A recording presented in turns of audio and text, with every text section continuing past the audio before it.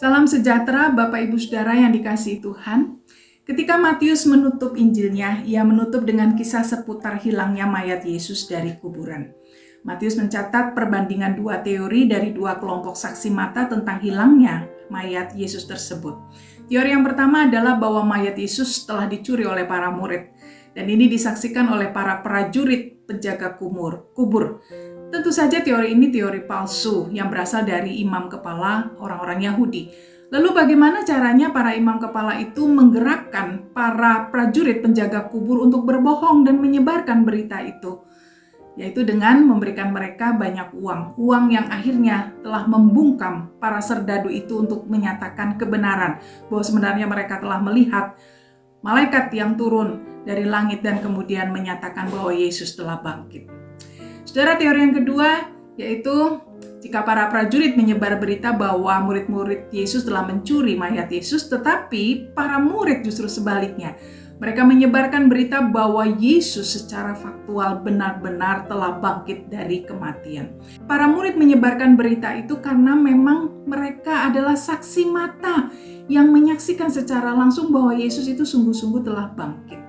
Karena tidak mungkin bagi mereka berkata-kata tentang segala sesuatu yang tidak mereka saksikan sendiri, tapi karena mereka menyaksikan kematian dan kebangkitan Kristus, dan itu boleh menggerakkan mereka menyaksikan bahwa Yesus itu sungguh sudah bangkit.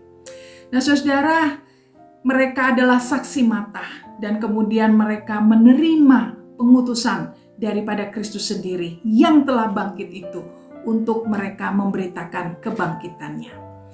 Di dalam akhir dari Injilnya, Matius juga memaparkan perjumpaan para murid dengan Yesus yang telah bangkit di Galilea. Ketika bertemu dengan Yesus yang bangkit, mereka segera menyembah Yesus meskipun ada dari mereka yang ragu-ragu. Lalu Yesus mengutus mereka dengan kalimat yang sangat agung dan sangat tegas. Dia berkata, "Kepadaku telah diberikan segala kuasa di sorga dan di bumi. Karena itu pergilah, jadikanlah semua bangsa muridku dan baptislah mereka dalam nama Bapa dan Anak dan Roh Kudus. Dan ajarlah mereka melakukan segala sesuatu yang telah kuperintahkan kepadamu. Dan ketahuilah aku menyertai kamu senantiasa sampai kepada akhir zaman." Matius 28, 18-20. Saudara, apakah sebelumnya kuasa di langit dan di bumi belum menjadi milik Yesus? Bukankah kepemilikan Kristus atas segala kuasa adalah bersifat kekal? Ya, memang benar. Pernyataan ini adalah satu penegasan sebenarnya bahwa kuasa tersebut telah sepenuhnya menjadi milik Kristus karena Dia telah rela sampai mati taat kepada Bapa.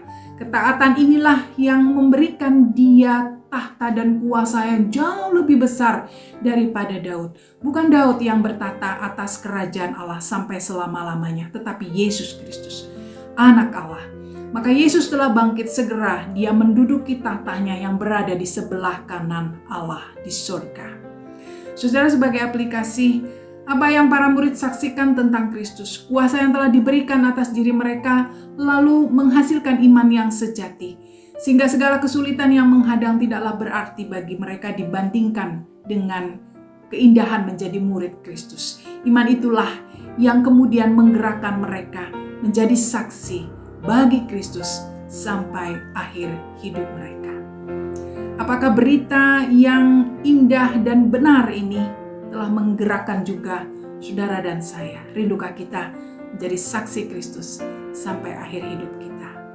Tuhan memberkati.